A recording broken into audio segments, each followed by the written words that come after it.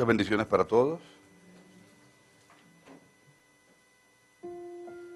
Hace 3 semanas yo les traje un tema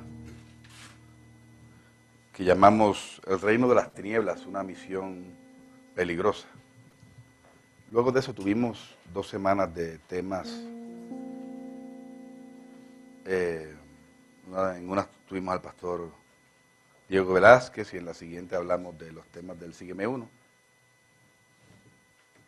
Razón por la que hoy yo quiero retomar aquel tema porque es un tema muy importante. Entonces, quiero de alguna manera retomar aquel tema y abundar un poquito más en él. Yo le llamé al de hoy un mundo que ciega. Y quiero comenzar partiendo de cosas fundamentales que hemos hablado en estos últimos meses. Algunas de estas cosas han sido quizás nuevas para personas que han tenido o que han venido de una mentalidad tradicional donde se piensa que el ministerio es solamente lo que ocurre dentro de la iglesia. Hemos hablado del proceso de Dios de traer el reino de Dios a la tierra. Cuando Jesús dijo, venga a tu reino, se estaba refiriendo a un acontecimiento que realmente tenía 2 ingredientes. Tenía un proceso y tenía un suceso, un evento final. Este evento final ocurrirá en algún momento que nadie sabe. Se refiere al regreso físico de Jesús y se refiere a el establecimiento final y eventual de todo lo que le toca a Él establecer cuando venga físicamente. Tiene que ver con una redención de nuestros cuerpos, tiene que ver con una resurrección, tiene que ver con el establecimiento del gobierno de Dios en la tierra. Pero nos damos cuenta por las Escrituras que en el camino, desde que Él partió de la tierra hasta que Él regrese, había una labor de la iglesia que hacer. Es la iglesia la encargada de hacer esto, pero tenemos que replantear y cuestionarnos el concepto de iglesia. Porque cuando hablamos de iglesia pensamos en un edificio. Cuando hemos crecido un poquito y entendido que la iglesia no es un edificio, sino un grupo de personas, pues pensamos que esas son las personas encargadas de establecer el reino de Dios, y eso es cierto. Sin embargo, cuando hablamos de iglesia pensamos en un grupo unido. Pensamos en una aglutinación de personas. Y sí se supone que estemos unidos, pero unidos en el espíritu. Y ocasionalmente unidos físicamente, como estamos hoy. Por eso es la congregación que se lleva a cabo los domingos o en diferentes ocasiones de la semana. Pero la iglesia, que es la encargada de este proceso de establecer el reino de Dios, realmente lo hace en función no solo de hijos de Dios, sino de reyes y sacerdotes. Por eso la importancia de los temas que estamos hablando. La Biblia dice que somos hijos, reyes y sacerdotes. No se supone que nos quedemos en la mentalidad quizá infantil de ser hijos de Dios. No es que el que sienta que es hijo esté en un grado infantil, sino que simplemente si se quedó en eso y decide como el niño pequeño, si recuerdan el ejemplo que hemos usado, el niño recién nacido, cuando se da cuenta que tiene papás que lo aman, él empieza a manipularlos. Y empieza a pedirles y a demandarles. Lo que él no sabe es que algún día él tendrá que vivir el proceso de dejar al hombre a padre y madre, se unirá a su mujer, en otras palabras, tendrá que elegir tomar unas decisiones que tienen que ver con su madurez, con su proceso en la tierra. Y ya él no tendrá a quién demandarle, sino que le demandarán. Ese proceso de crecimiento se supone que lo llevamos todos los hijos de Dios. Esa parte de la madurez está en la esfera de los reyes y sacerdotes. ¿Será por eso que aparece en las últimas partes de la Biblia, sobre todo en Apocalipsis? No estoy diciendo que así sea. Pero tenemos que fungir como reyes y sacerdotes. Un hijo de Dios reconoce que a través de Cristo reconectó con Dios Padre. Ese es el fundamento. Si no entendemos ese fundamento y si no lo vivimos, cualquier ejercicio posterior va a estar basado en religiosidad y en demandas de hombres y no en una relación con Dios. Yo les confieso, a mí lo que me puede aterrar a veces es terminar la existencia sin haber cumplido el propósito. Esa parte nos debería aterrar a todos. No digo aterrar en el mal sentido, sino que sea la fuerza motivadora, que sea el impulso. El impulso de los hombres hoy día es ser felices. ¿Sabes qué? El que está trabajando para ser feliz está en la estación todavía de hijo de Dios, infante, del niño que demanda. Pero cuando uno sabe que el trabajo de uno va a ser pan para otras personas y que hay una labor que cumplir en la tierra, la mentalidad cambia completamente. Ese proceso lo lleva a cabo la iglesia, pero decíamos hace poco que ¿cómo lo hace? Yo me imagino que por mucho tiempo quizás dijimos, caramba, se supone que yo sirva en el reino de Dios, pero ¿qué soy yo? ¿Apóstol? ¿Profeta? ¿Evangelista? ¿Pastor? ¿Maestro? Y como por ahí aparecen otros ministerios, ¿será que mi ministerio es consolar, es administrar, es servir las mesas? Y nos limitamos realmente a lo literal que aparece sin entender que realmente el ministerio es aquella actividad de reino y sacerdocio que Dios le dio a cada uno. Y hace más de un mes hablábamos que hay hijos de Dios que han aprendido a ser reyes, y reyes tiene que ver con un gobierno de aquella jurisdicción donde Dios nos ha puesto, empezando por uno mismo. Pero que sacerdocio tiene que ver con ya el ejercicio, la aplicación de lo que uno ha recibido de Dios para acercar a otras personas a Dios. Y alguien puede pensar, eso es ser evangelista. Realmente sabe que todos somos evangelistas. Se supone que el médico sea evangelista a través de su medicina. Se supone que el abogado sea evangelista a través de las leyes. Yo tenía una discípula en Puerto Rico, que era abogada. Ella tenía su oficina de práctica privada y era especialización de familia. Y ella era de las que tenía en su marco de acción el tema de los divorcios. Y alguien puede decir, pero ¿cómo puede una abogada cristiana llevar a alguien o facilitarle un divorcio? Eso, cuando el divorcio sabemos que está en contravía con la voluntad de Dios. Fácil, ella era un agente espía del reino de la luz. Y cuando iban las parejas a divorciarse, ella las ministraba y me decía que perdía la mitad de los casos. Ella perdía la mitad de los clientes porque era instrumento de Dios para reconciliar a esas parejas y para restaurar sus vidas. ¿Sabes qué? Eso es lo que es sacerdocio.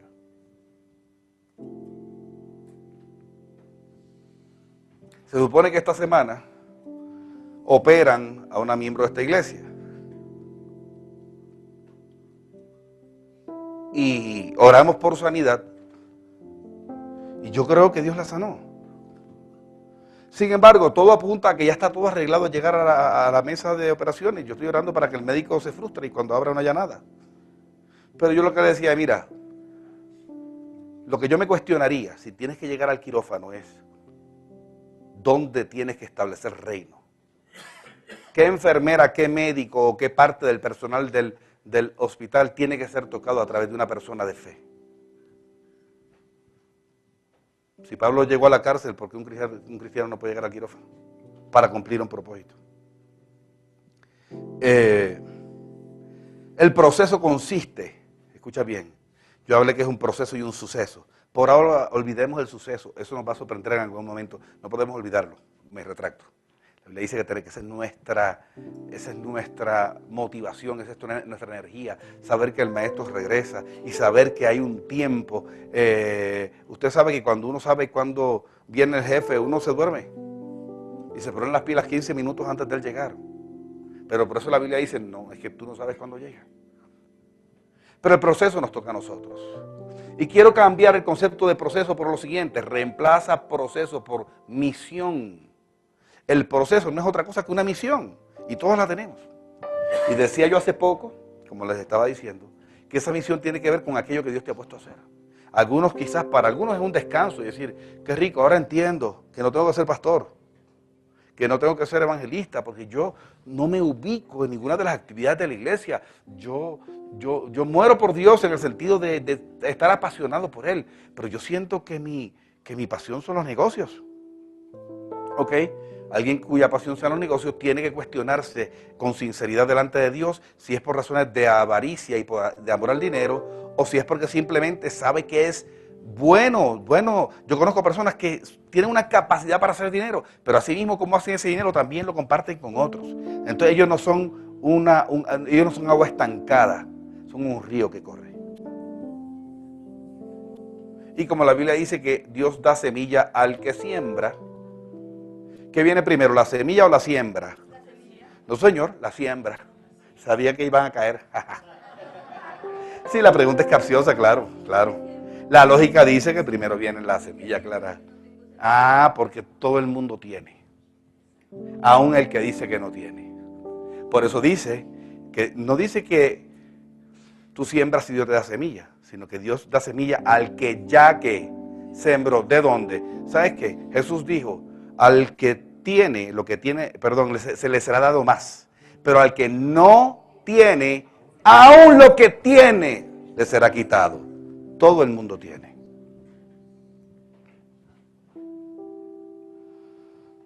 Ahora, el que dice, wow, entonces esta pasión por la medicina, esta pasión por las leyes, esta pasión por la política o esta pasión por los negocios, entonces puede ser ese sueño que Dios está plantando en mi corazón, puede ser que yo establezca reino. Ok, sin embargo Jesús hizo una advertencia bien seria con la que quiero empezar y lo vimos la vez pasada. Mateo 10:16. He aquí, yo os envío como ovejas en medio de lobos. Sed pues prudentes como serpientes y sencillos como palomas. Ok. Jesús dijo, miren, esta misión, este proceso del reino de Dios es bien peligroso. Le estoy enviando como ovejas en medio de lobos.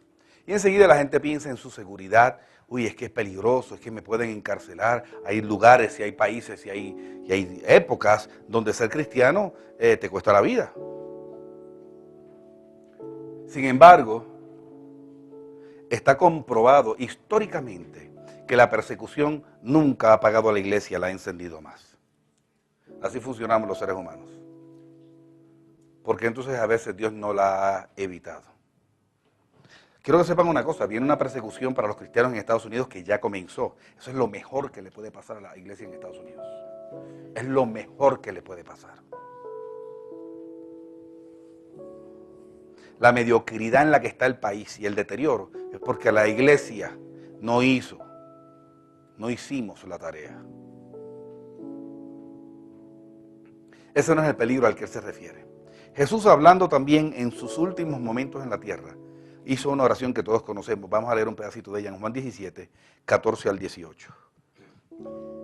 Yo les he dado tu palabra, y el mundo los aborreció, porque no son del mundo, como tampoco yo soy del mundo. No ruego que los quites del mundo, sino que los guardes del mal.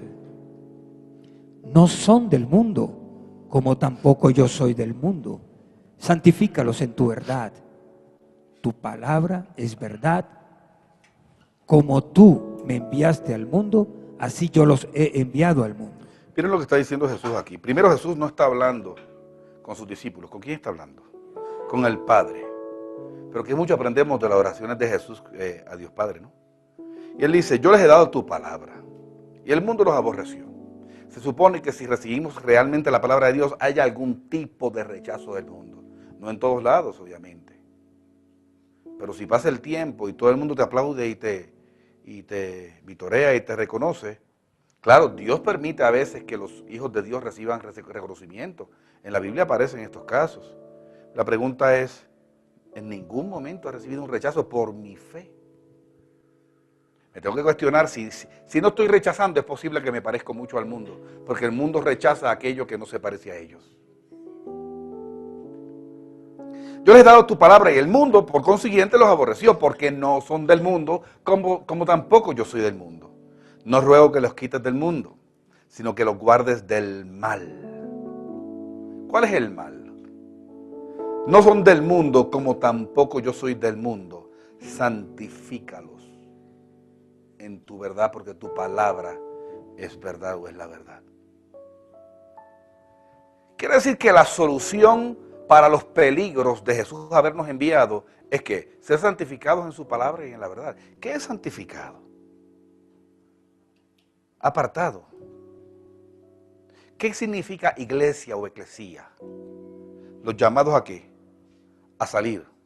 Eclesía significa llamado a salir. Iglesia, si tú dices que eres parte de la iglesia de Cristo, tú fuiste llamado a salir. Si no hemos entendido el llamado a salir, no somos parte de la iglesia, aunque vayamos todos los domingos a un lugar que se llama iglesia.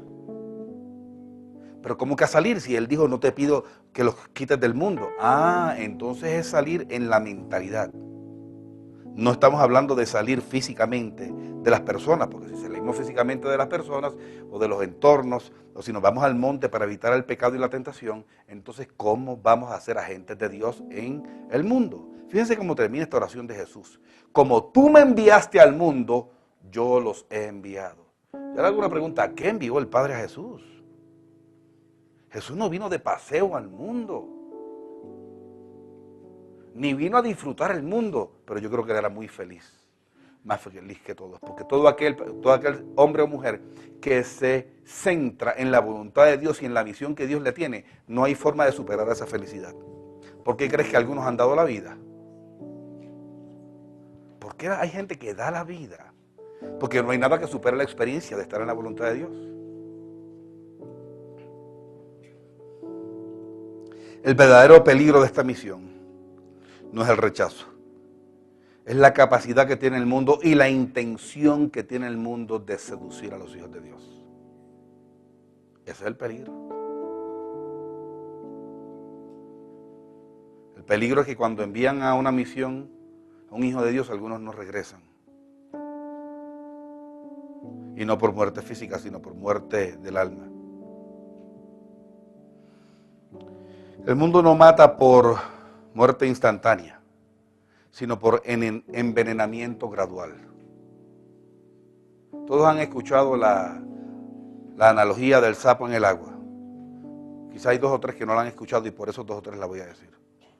Se ha hecho un experimento, y se dice que esto es real, donde si tú coges un sapo y lo echas en una olla de agua hirviendo, inmediatamente su reacción y sus reflejos lo disparan y él sale de la olla. Pero si lo metes en agua en una olla que esté al clima y empiezas a subirle 1 grado por minuto, al rato está cocinado completamente. Nunca se dio cuenta. Así es que funciona el mundo, de a poquitas, de a poquitas, de a poquitas. La única forma de seducir a los hijos de Dios es metiéndole el veneno, la mentira del mundo y el engaño y la ceguera a través de pasos muy pequeñitos. Pero eventualmente algunos han sucumbido. Una vez Pablo dijo, no lo vamos a leer, se lo dijo a Timoteo, procura venir pronto a verme porque Demas me ha abandonado amando este mundo. Tremendo, ¿no? Pensar que hombres o mujeres que caminaron pudieran desviarse por amor al mundo.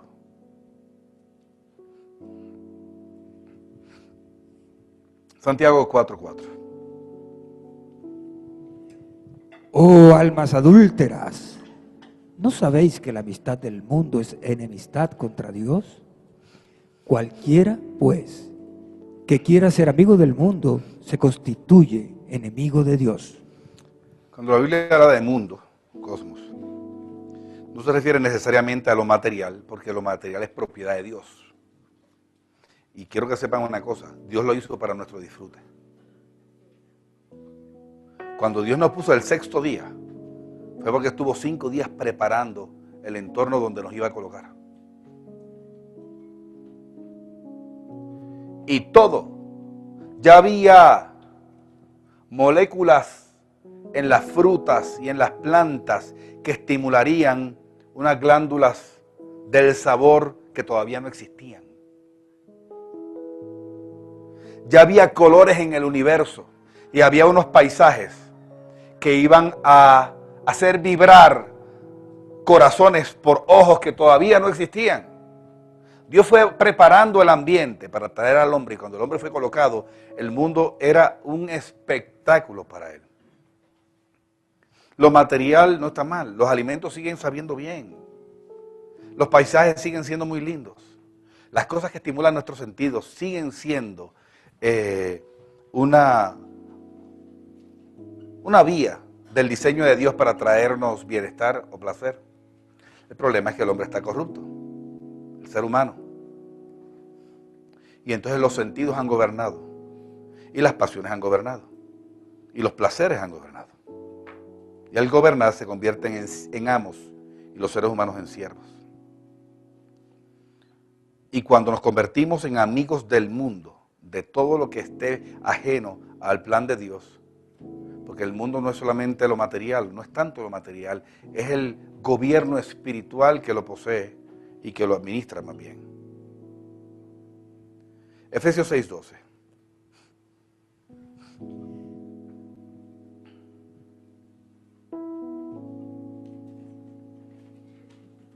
¿Lo tenemos? Ahí está. Porque no tenemos lucha contra sangre y carne, sino contra principados, contra potestades, contra los gobernadores de las tinieblas de este siglo. Fíjense que la lucha nuestra no es contra carne y sangre, contra cosas físicas. Y la gente cuando lee esto piensa en guerra espiritual. Está bien, pero la pregunta es, no está hablando de lucha entre gobiernos, y no está hablando de algo que quiere gobernar tu vida y que hay que impedirlo, pero hay una pregunta, ¿cómo lo impedimos? Si ya Cristo murió por nosotros, ya Él venció a Satanás, porque Satanás ha dejado en el mundo y en las cosas del mundo unos elementos de seducción. Fíjate que este pasaje dice, nuestra lucha no es contra carne y sangre y carne, sino contra principados. ¿Qué son principados? Sí, pero cuando dice principados, ¿por qué no le dice espíritus? Porque está hablando de entidades que tienen autoridad. Luego dice contra potestades. ¿Qué son potestades? Son poderes. Tienen autoridad. Y luego contra qué? Gobernadores de las tinieblas. Eso es lo que quieren someterte a ti y a mí.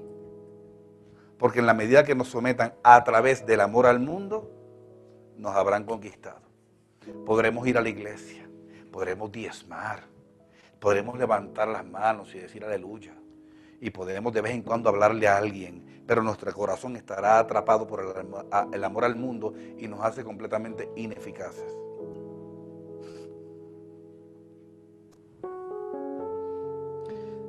Una verdad que hay que entender es que las tinieblas son la condición natural de la humanidad. Mira lo que Jesús dijo en Juan 12:46.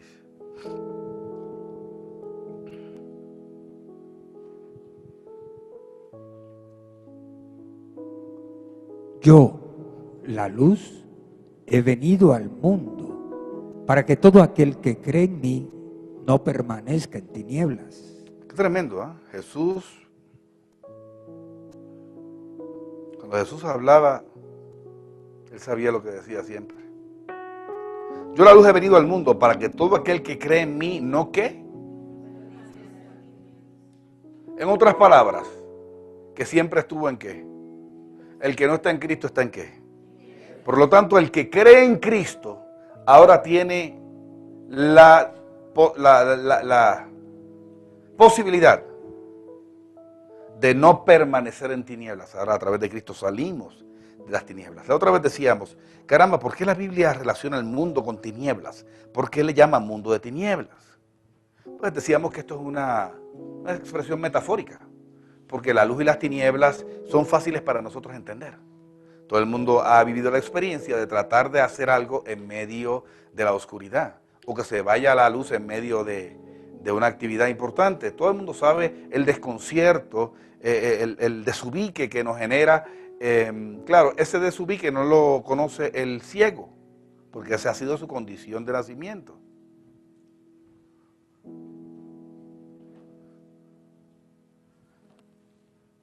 Y la Biblia dice que Dios es luz. Decíamos, si Dios es luz y Dios ocupa el universo y la tierra, ¿cómo es posible que haya gente ciega? Si la luz sigue siendo luz. Dijimos la vez pasada que si Satanás conoce todo esto y si no puede afectar la fuente, afecta al receptor. Hay dos formas de no ver, que apagues la luz o que le tapes los ojos al que tiene ojos, si no puedes tocar la luz. Eso fue lo que Satanás hizo y está haciendo. Segunda de Corintios 4, del 3 al 4, por favor. Pero si nuestro evangelio está aún encubierto, entre los que se pierden está encubierto, en los cuales el Dios de este siglo cegó el entendimiento de los incrédulos, para que no les resplandezca la luz del evangelio de la gloria de Cristo, el cual es la imagen de Dios. ¿Cómo es que Satanás logra cegar a los hombres? Cautivando su atención. Hay elementos que a veces son hasta de Dios, pero Satanás los puede torcer para que cautiven tu atención y puedan desviar tu mirada, nuestra mirada, del verdadero propósito de Dios. Alguna vez Pedro, en una buena intención, le dijo a Jesús: no permitas que te vayan a matar. Lo estoy parafraseando. Jesús le dijo: apártate de mí, Satanás, porque no pones la mira en las cosas de Dios, sino en las cosas de los hombres. Fíjense que la intención de Pedro era noble, era proteger al maestro. Quiere decir que hay cosas que parecen nobles, pero no responden a la voluntad de Dios. Y es la única vez que está registrado que Jesús le llama a Satanás a alguien. Yo prefiero que me digan generación de víboras, pared blanqueada, hipócrita, pero Satanás. Claro, hay quien dice que no fue a él que le habló, sino a Satanás, que estaba inspirando los pensamientos de Pedro. Claro, eso es lo más probable, pero fue contundente la confrontación de Jesús. ¿Por qué Satanás quiere desviar nuestra atención o capturar nuestra atención? Porque uno termina amando aquello que uno atiende. Cuando una esposa siente que el marido no la está atendiendo, ella interpreta que no la ama igual. Y a veces no sucede, le sucede a muchas personas, y me han escuchado decir esto, que pierden amor por su pareja. Y cuando vienen a buscar consejo, casi tienen una decisión tomada. Y han decidido separarse. ¿Por qué? Porque ya no siento lo mismo. Pobre persona. Es que ya no la amo, ya no lo amo. Pobrecito de ti. Si tú vas a dejar a tu pareja porque ya no lo amas o no la amas, no sé qué será de ti en la vida. Porque si ese es el caso, soy una veleta y soy víctima de las emociones y de los sentimientos, y cosas, accidentes gobiernan sobre mi vida en lugar de yo gobernar sobre las circunstancias. Dios nos ha dado herramientas. Yo le he dicho a alguien algo, y es lo siguiente: cuando tú no conocías a la persona, ¿la amabas? No, pues no, porque no la conocía. Ah, ya. Quiere decir que es posible pasar del desamor al amor. Todos pasamos del desamor al amor. ¿Y quién dice que no se puede volver? ¿Tú sabes cómo se hace? Atendiendo. Alguien alguna vez dijo: es que uno atiende lo que uno ama. Hay un principio que va en contravía con eso. Uno ama lo que uno atiende. Uno comienza a atender algo y terminas enamorado de eso. Aquí en Colombia hay un dicho que yo no lo había oído en ninguna parte del mundo, que dicen: lo quiere más que a hijo bobo. ¿Sí o no? Cuando yo hice, yo dije, y me puse a pensar, yo dije: es verdad. Es verdad.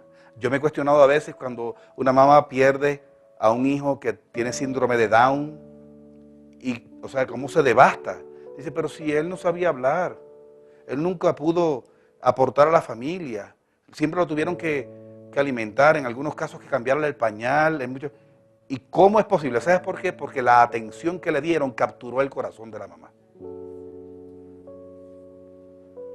Satanás quiere que atiendas incluso cosas buenas. ¿Para qué? Para capturar tu atención y termines, ¿qué? Amando algo que está ajeno al plan de Dios. Y lo quiere conmigo también.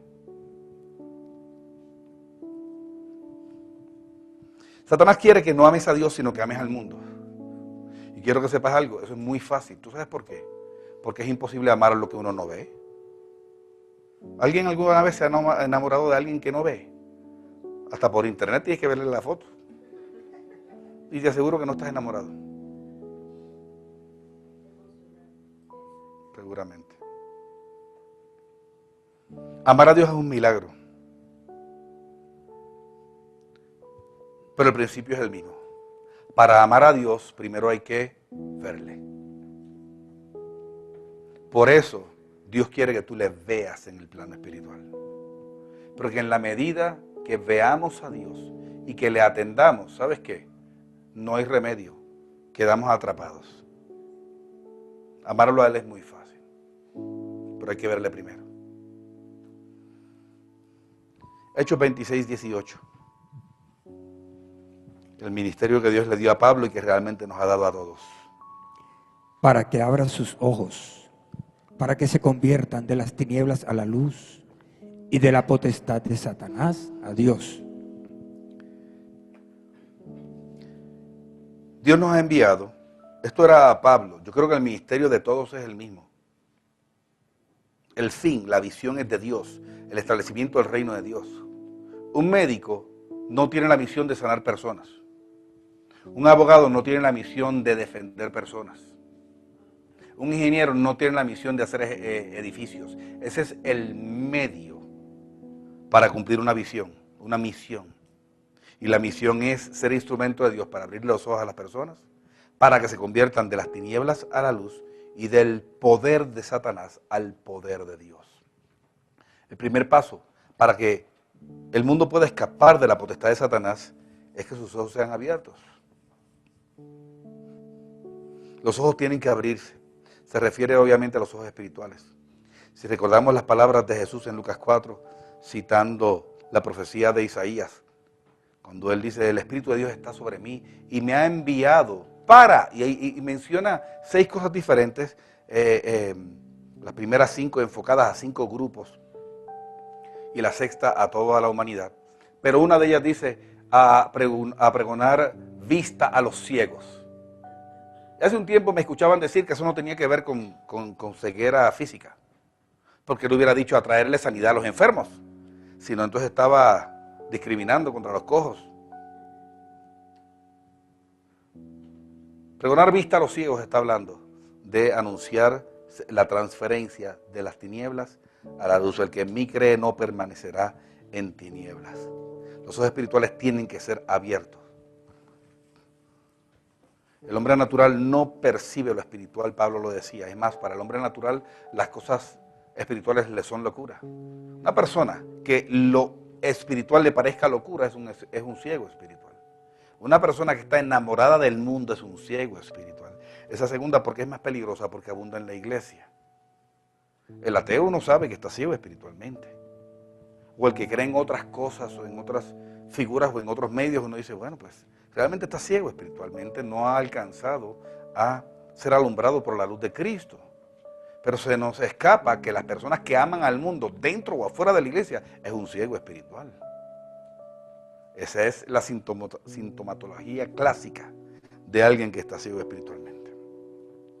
El segundo paso es convertirse de las tinieblas a la luz. Alguien pudiera recibir la luz, pero huirle. Quizás la tiniebla ha sido muy cómoda toda la vida. Después de todo, si te prenden la luz en medio de la tiniebla, después de mucha tiniebla, molesta los ojos. Hay personas que así reaccionan.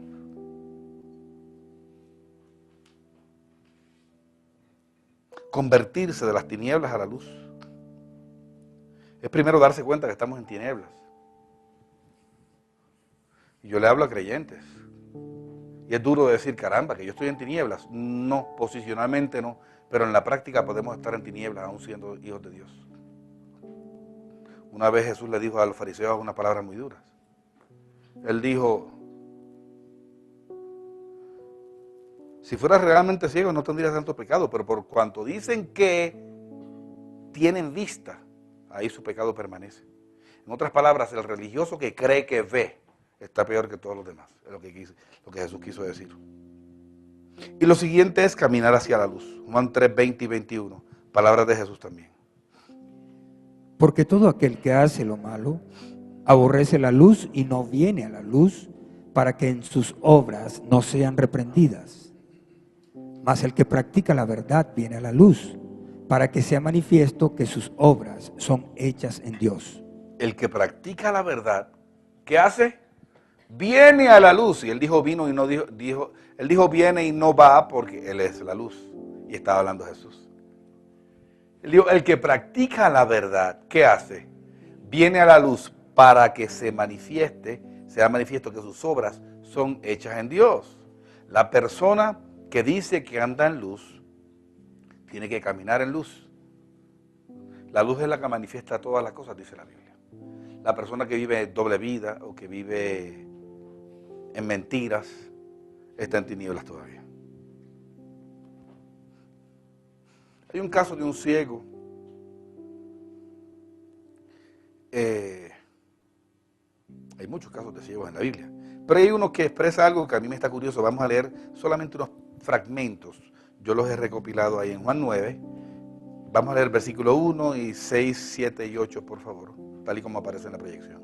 Al pasar Jesús vio a un hombre ciego de nacimiento. Ese fue un hombre donde empezaron a debatir los discípulos, a preguntarle, ¿quién pecó? ¿Él o sus padres? Y él dice, no, ninguno. Eso es para que la gloria de Dios se manifieste. Controversial. Pero hay una enfermedad que puede a Dios haber permitido para que su gloria se manifieste, sí o no. La respuesta es sí. Versículos 6 al 8, por favor. Dicho esto, escupió en tierra e hizo lodo con la saliva y untó con el lodo los ojos del ciego y le dijo, ve a lavarte en el estanque de Siloé. Fue entonces y se lavó y regresó viendo. Entonces los vecinos y los que antes le habían visto que era ciego decían, ¿no es este el que se sentaba y mendigaba? Yo quería llamar la atención a una frase de todo eso, que no es ni la que se pueden imaginar. La frase que a mí me llamó la atención es cuando dice, entonces los vecinos y los que antes le habían visto que era ciego, decían, ¿no es este el que se sentaba y mendigaba? Le hago una pregunta. Él no era cojo. Si a un cojo lo sanan, se nota. Si a un leproso lo sanan, se nota. El hombre de la mano seca, cuando Jesús se lo sanó, todo el mundo fue testigo de la conversión o de la transformación de su mano. Y como un ciego, tú sabes que se sanó, si eso tú no lo sabes. Si alguien tiene gafas oscuras, porque alguien puede pensar, bueno, porque los ojitos se le notan, no siempre. Primero que nada, no siempre. Segundo, y si un ciego tiene gafas, si tú ves un tipo pasar con gafas, tú dices, por ahí pasa un cieguito. ¿No? Pero si es ciego, ¿se lo nota sí o no? Se nota. ¿Tú puedes distinguir un ciego de un no ciego? Yo tengo una pregunta. ¿Cómo ellos sabían que ya no estaba ciego?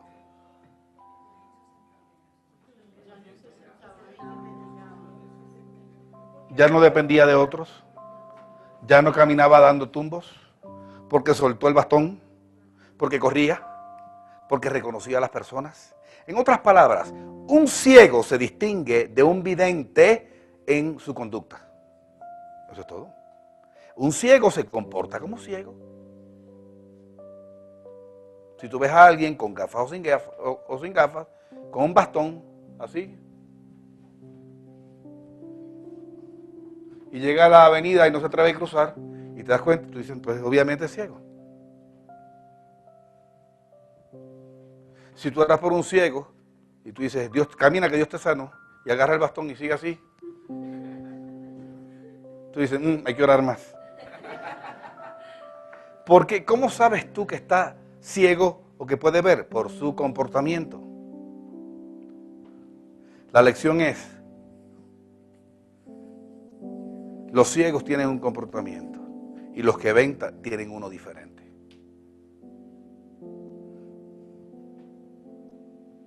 ¿Cuál es la reacción de alguien que recibe la vista? Hay unos casos en la Biblia también, no los vamos a leer. Pero una vez vinieron unos ciegos y le preguntaron a Jesús, lo trajeron. Y él les dijo, ¿qué quieres que hagan? Y él dijo, Señor, que recibamos la vista. Entonces encuentra en Mateo 20. Dice, entonces Jesús, compadeciéndose de ellos, les tocó los ojos y enseguida recibieron la vista y les siguieron. En otra ocasión también vinieron unos ciegos y Él los sanó. Y Él les encargó rigurosamente, diciendo que nadie lo sepa. Y ellos hicieron... y salieron corriendo a decirle a todo el mundo. ¿Tú sabes por qué? Yo tengo una teoría. Yo creo que eso no fue una instrucción para seguir, para obedecer. Yo creo que cuando Jesús dijo, no le digan a nadie, Él no le estaba ahí poniendo una carga, Él estaba probando a ver si la sanidad de los ojos se había traducido en una sanidad del espíritu. Porque cuando Dios te sana de la vista, ocurre lo que le dijo Pedro a las autoridades.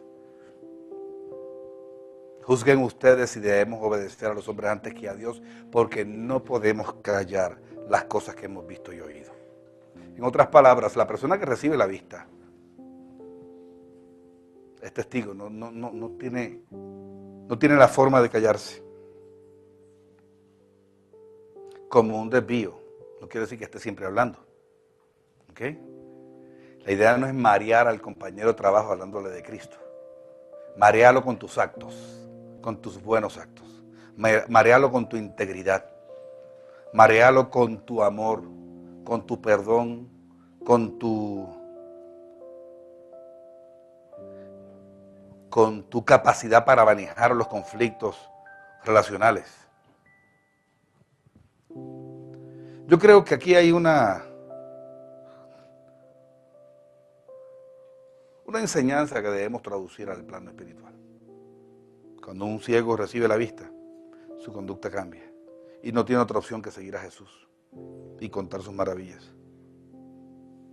Cuando Dios le abre los ojos al hombre, su conducta tiene que ser coherente con ese milagro.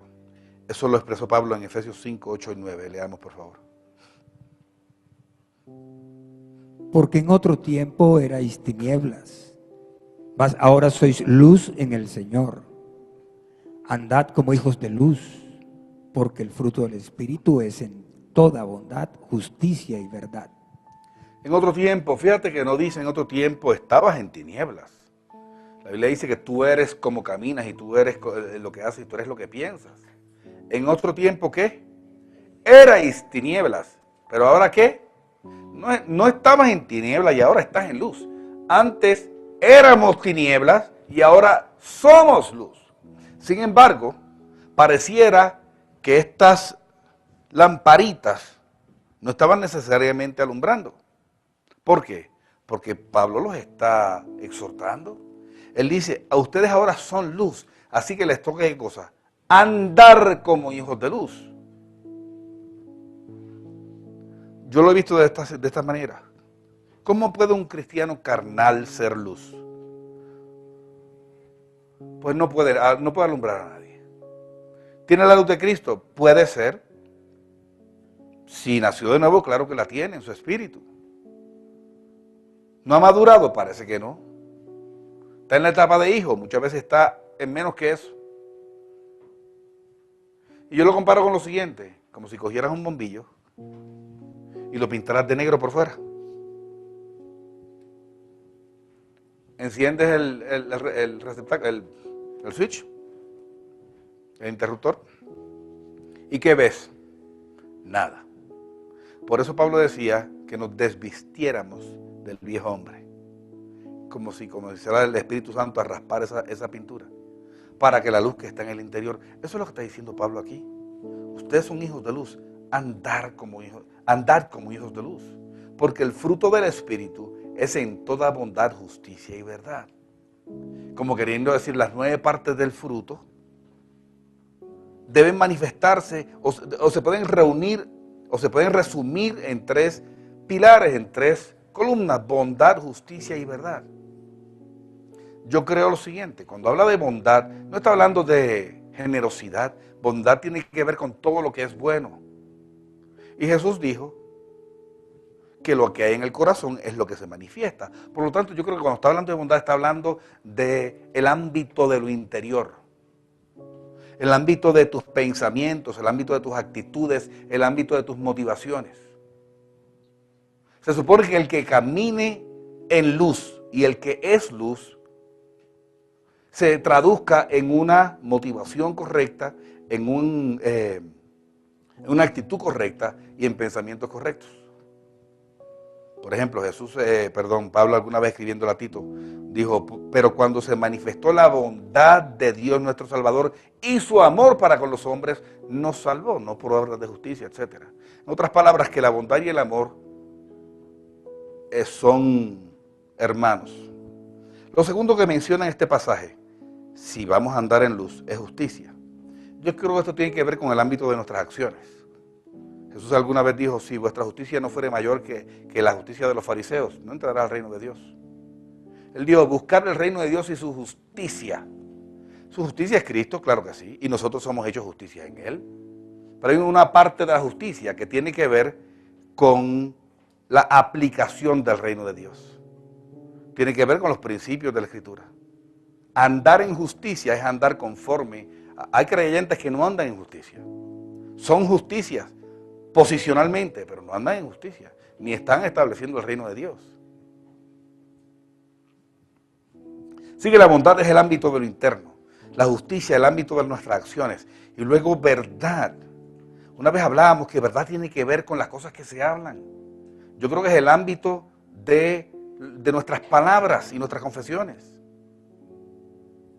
Cuando andamos en luz, nuestro corazón cambia y de una manera coherente nuestros actos cambian y nuestras palabras cambian.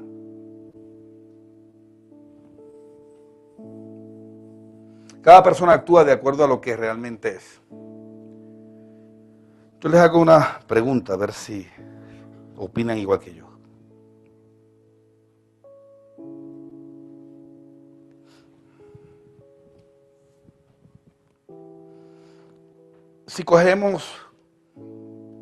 Si vamos allí al Cartucho, a la calle del Cartucho, y nos traemos 10 personas que viven allí.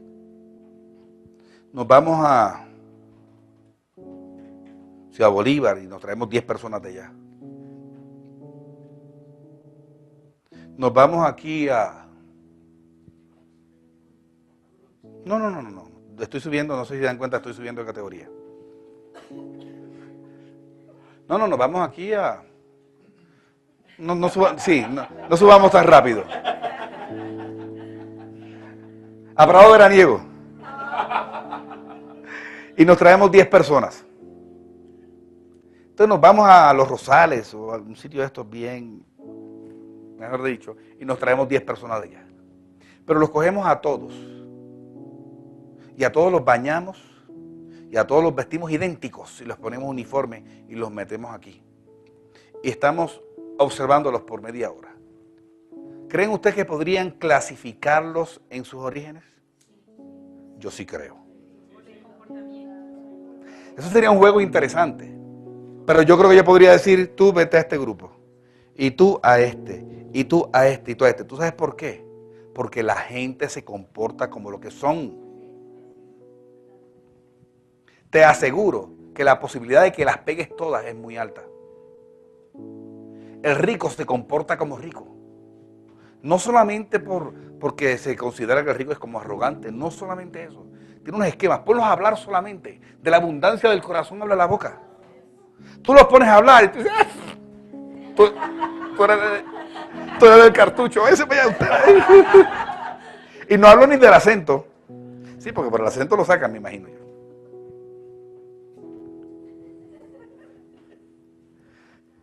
Los ciegos actúan como ciegos. El que está en luz actúa como alguien que está en luz. El que ama a Dios se supone que viva como alguien que ama a Dios. Nuestras decisiones, nuestras elecciones, nuestras prioridades revelan dónde está nuestro corazón y qué cosa atendemos. Hubo una canción que hace muchos años compuso un amigo personal. Después hubo que revisársela porque él era un gringuito escribiendo en español y eso eran unos desastres lingüísticos ahí. No, las conjugaciones de él eran terribles. Pero qué talento tenía. Y él era un cantante como de protesta. Estoy hablando de los 70. Pero de protesta cristiana. Sus mensajes eran sociales. Tenía una canción del aborto, tenía una canción del homosexualismo, tenía una canción, pero tremendas, cosas bien impactantes. Y yo no olvido una canción que él tenía que se llamaba Manuel el Ciego. Era bien breve la letra. Y decía así, decía, mira cómo camina Manuel el Ciego. Qué feliz se siente él con su Señor, con su Creador. Qué feliz se siente él con su Jesús de Nazaret. Parece mentira que los que pueden ver no son como Manuel. Mira cómo confía Manuel el Ciego. Aunque se burlen y se rían de Manuel, él puede ver. No hay peor ciego que el que no quiere ver. A quien ve Manuel es a Dios, a Jesús de Nazaret. Y termina diciendo, yo estaba ciego y ahora yo veo desde que hablé con Manuel. Vamos a estar de pie, por favor. Jesús una vez dijo, el apóstol Juan, inspirado por el Espíritu de Jesús, dijo, porque todo lo que hay en el mundo, los deseos de la carne, los deseos de los ojos y la vanagloria de la vida no provienen del Padre, sino del mundo. En otra ocasión Dios dijo a través de Pablo, la noche está avanzada y se acerca el día. Desechemos pues las obras de las tinieblas y vistámonos las armas de la luz. Andemos como de día, honestamente. No en glotonerías y borracheras, no en lujurias y lascivias, no en contiendas y envidia. Esto es importante porque la iglesia es intolerante con los borrachos y con las lujurias y con las lascivias, pero muy tolerante con la contienda, con la envidia y con la glotonería. Y están en el mismo renglón. Andemos como de día, honestamente, no en glotonerías y borracheras, no en lujurias y lascivias, no en contiendas y envidia, sino vestidos del Señor Jesucristo, y no proveáis para los deseos de la carne. Siempre que la Biblia habla de vestirnos del nuevo hombre, vestirnos de la armadura de Dios, a la gente le encanta el pasaje de la armadura. Y me acuerdo de una mujer que una vez me dijo, pastor, ¿verdad que yo puedo en oración ponerle la armadura a mi esposo? Y lo primero que le pregunto es, ¿él es convertido? No, no quiere saber de Dios.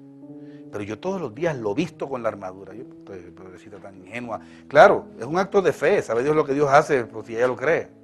Pero está completamente desenfocada. Nadie puede ponerme mi armadura, me la tengo que poner yo. Y sabes que cuando tú analizas la armadura de Dios, todos son principios de vida. El yelmo de la salvación, la coraza, todos son principios. Siempre que la Biblia habla de vestidos, está hablando de conducta. En Apocalipsis dice que esa multitud de santos estaban vestidos de lino fino y blanco. Y el lino son las acciones justas de los santos. Las armas de luz son principios de vida. Honestidad, templanza, sobriedad, amor, mansedumbre, unidad, el fruto del Espíritu. Amor, gozo, paz, paciencia, benignidad, bondad, fe, mansedumbre, templanza. Lo peor de todo, o lo mejor, es que eso no lo podemos producir. Eso es solamente Cristo en vosotros, esperanza de gloria. En la medida en que nos enamoramos de Dios, atendiendo a Dios, nos enamoramos también de su palabra. Esta semana empezaron los síguemes. Yo estaría curioso por saber, me he preguntado, ¿cuántos aman tanto a Dios y a la palabra de Dios como para haberse vinculado a un grupo? No tengo tiempo. Ok.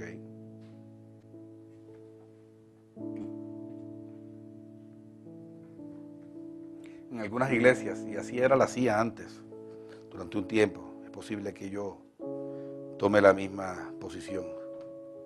No le dábamos cita pastoral a nadie que no se estuviera discipulando. Porque yo le voy a responder cosas que se supone que Dios mismo le responda en el estudio de su palabra.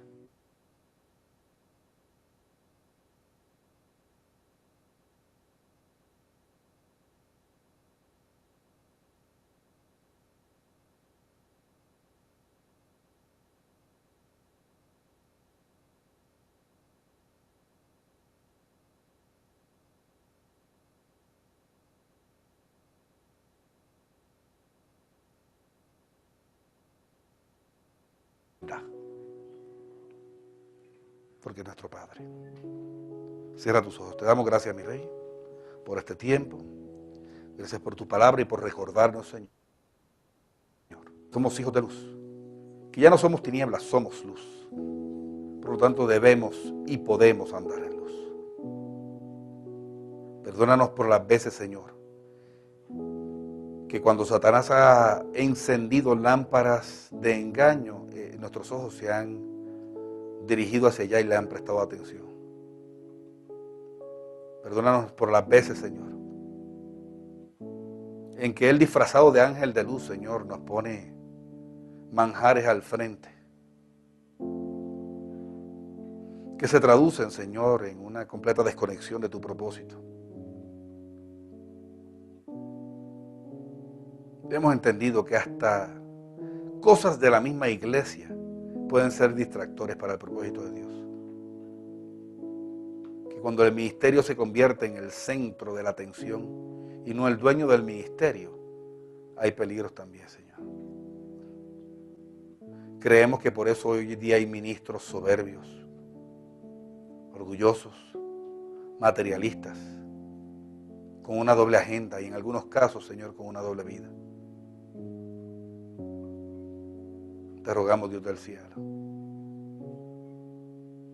que tu palabra se aloje en nuestro espíritu en esta hora y encuentre tierra fértil, Señor. Riégala, Señor, con la unción de tu Espíritu Santo, para que esta palabra quede, Señor, sembrada, alojada, y transforme, oh Señor, de adentro hacia afuera todo lo que somos, conforme a la luz. Te pedimos tu bendición. Iglesia, yo quiero orar por ti. No te voy a invitar a pasar al frente, pero sí te voy a invitar a que si hay algo, el 99% o el 1% de la palabra que Dios nos ha traído hoy, que te aplique o que tú la anheles para ti. Levanta tu mano derecha ahí donde estás. Vamos a orar juntos. Hoy, Señor, levantamos nuestra mano al cielo, porque tu palabra dice que el que dice que está en la verdad tiene que venir a la luz. Esta es una forma de venir a la luz, Señor. Confesar públicamente que hay áreas de nuestra vida en tinieblas, Señor, que hemos atendido, oh Padre Santo, zarzas falsificadas, zarzas ardientes encendidas por Satanás para cautivar nuestra atención. Padre Santo, que nos hemos envuelto en los negocios de la vida, como decía Pablo. Sabemos que aquel que milita no se enreda en los asuntos de la vida. Caminamos por la vida. Penetramos el mundo, pero no nos contagiamos con él. Amamos a las personas, pero no las cosas. Amamos tus propósitos, no los nuestros. Amamos a nuestros enemigos, aunque ellos, Señor, nos detesten. Sobre todo, Señor, si alguien nos detesta por haber sido nosotros íntegros y correctos, le damos la bienvenida, Señor, a eso. Nos da vergüenza pensar, Señor, que hay personas en la iglesia que son detestados por otros porque le hicieron fraude, porque fueron infieles, porque traicionaron, porque mintieron. Renunciamos, Señor, porque somos parte de la iglesia de los últimos días. La iglesia de los últimos días no solamente es luz, sino que anda en luz. Y una luz se pone, Señor, sobre la mesa, no debajo de ella. Te bendecimos, Rey del Cielo, porque tú estás poniendo lámparas sobre la mesa en estos días. Yo bendigo a mis hermanos, hombres, mujeres del reino, que te aman y quieren amarte más como yo mismo, Señor. Hoy renunciamos a atender las distracciones del mundo y nos ceñimos, Señor, a lo que tiene que ver contigo. Padre Santo, a veces preguntamos cómo amarte más. A veces queremos amarte más. A veces tememos no amarte lo suficiente. Entendemos que la experiencia transformadora, Señor, del nuevo nacimiento en Cristo Jesús, inicia un proceso de amor. Te damos gracias por eso. Di conmigo, iglesia: Señor, gracias por tu palabra en este día. Una vez más, yo renuncio a todo agente distractor y cualquier cosa que el mundo me esté ofreciendo que vaya en contravía con tu voluntad y con tus propósitos. Yo soy un agente del reino y un agente de luz, un sacerdote para Dios, y quiero hacer todo lo que has puesto en mi mano y quiero utilizar todo lo que has puesto en mi mano para alcanzar los propósitos eternos de tu reino. Gracias, Señor, por la plenitud, por la provisión, por la salud, por la abundancia, por el equilibrio, por la prosperidad, por la paz, por el gozo, por todas las cosas que son consecuencia de caminar conforme a tu voluntad. Te bendecimos, Señor, y te damos gracias en el nombre de Cristo Jesús. Amén. Quiero invitarte antes de salir y que tomes el sobre para sembrar en esta hora, si vas a sembrar en el día de hoy. Pon afuera tu información, si prefieres hacerlo.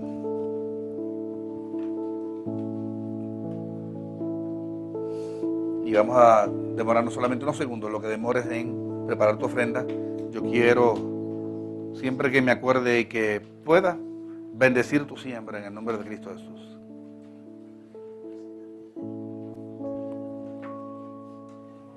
Cuando la tengas, tómala en tu mano, así dentro del sobre. Y quiero que te unas en fe conmigo.